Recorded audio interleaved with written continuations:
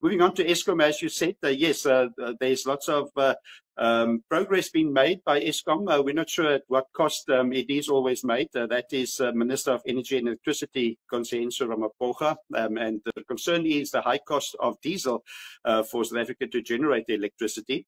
But it was the minister that confirmed that, said that with winter coming up, good news that he said that it's looking good for South Africa to still have sufficient electricity, not to have load shedding. So there was some load shedding in the week, just stage 2 load shedding at certain areas because of maintenance that was done, that was planned maintenance.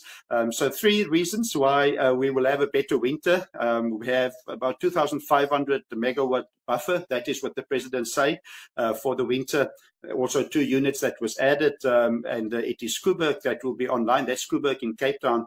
They will be online, both their units, from the 1st of July.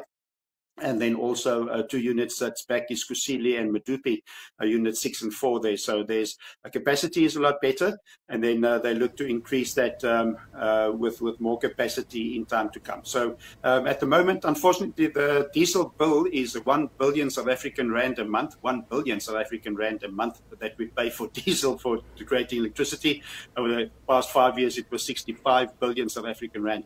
So lots of money spent on electricity. But hopefully, we will have a winter. We will have continuous electricity, no load shedding.